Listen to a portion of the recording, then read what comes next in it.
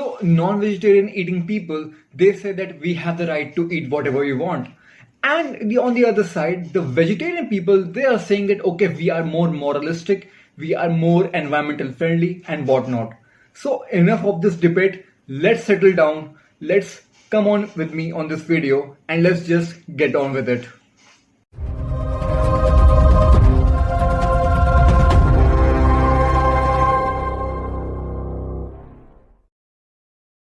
Hello everyone, welcome to another interesting episode of Curious Asia. So in this particular episode, we are going to settle down the debate between who is best, non-vegetarian people or vegetarian people. Who claims to be the best? If you are visiting this channel or video for the very first time, I would like you to hit that subscribe button and click the bell icon because I don't want you to miss out on all of the awesome content that I'm going to publish in the near future. So before starting the video, I would like you to know that in this particular discussion that I will be doing, I'm going to segregate it between two viewpoints. Basically, I'm going to talk about all of the spiritual aspects and the scientific aspects as well, because these are the very two things that mainly the discussion stands out on. So without any further ado, let's start by discussing the scientific viewpoint between consuming non-vegetarian foods. So what do you want to discuss? Do you want to discuss pros or the cons, or maybe both? Let's start with pros. So it's this common belief in this world, especially among athletes, that non-vegetarian food is a very good source of protein and it can't be replaced by any other thing. And first of all, it also is very tasty to have.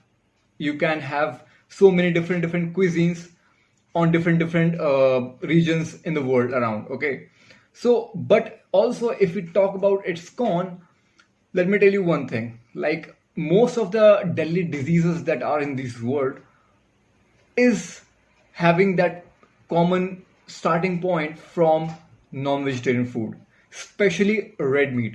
If you talk about your cancer, if you talk about all of the heart related disease such as your pulmonary heart disease, etc., this is also one more reason that for all of these livestock and animals, they are seen as a product, not as a living thing. Okay, so all of these products for the industry and for the market, they want to be yielded as quick as possible. So what I mean by that is that the industries who are growing the livestock, they wanted to just take birth and then grow as quickly as possible so that they are consumable in the market, so that they're more profitable. Because the longer they are in their livestock, in their sheds, it is more it's more not profitable for them to keep them as long as possible, because there are certain costs of feeding them and keeping them as well. So what they do is they inject them with various hormones, various supplements, etc., which causes a spikingly unnatural growth rate among these animals. And the thing to care about is that all of these hormones, these supplements, they get bioaccumulated in our food chain as well. So obviously when something unnatural like this gets bioaccumulated in our food chain and in our lifestyle, it's going to represent and actually reflect in our bodies as well. You should also note that most of the diseases that are there in the animals, they have such higher chances of them being transferred in us as well. There's this recent theory going on about coronavirus and its connection with the meat market as well. There have been speculations about whether it came from bats or from fish market, whatever it may be. But the point to be noted is that we humans are a lot more susceptible to a lot more diseases, whether it's from animals directly or indirectly. So when you're consuming that animal who is greatly suffering in its lifetime, you basically transfer all of its suffering, its emotions and its turmoil into yourself as well. Because let's talk logically, well, whatever you eat in terms of physicality, for example, food, water, or anything like that, it basically comes inside your body and becomes you, by following the process of digestion. Similarly, according to that philosophy, it's also said that all of these sufferings and animal turmoil, it also gets transferred into our emotions as well. The result being that we will then start living a very negative and undesirable life, because all of that burden comes onto us. Basically, the karma, it comes onto us. That's the whole logic behind having a non-vegetarian food or not. So basically, it's not that you should not have it or not, it's up to you whether you want to burden yourself with that karma. Because actually, to live a life, you don't need to have non veg. Now, let's talk about having that vegetarian food source, and especially the food source coming from plants. So, taking on the scientific aspect of it. See, always observe that whenever you have something of vegetarian source and especially of plant source, you will feel very light and active. Just compare yourself about how you feel about after having a bowl of sprouts, compared to that having a very full and heavy meal of something of non-vegetarian descent. So, and also the point to be note is that it takes a lot of energy for our body to actually digest the food as well. So we want to conserve that energy as well, and to digest the vegetarian food is very easy for our body. It's very easy for our digestive system as well. So there's this recent trend also going on between athletes, that most of the athletes, they are turning into vegan, and surprisingly all of their performances have gone up since they have turned vegan.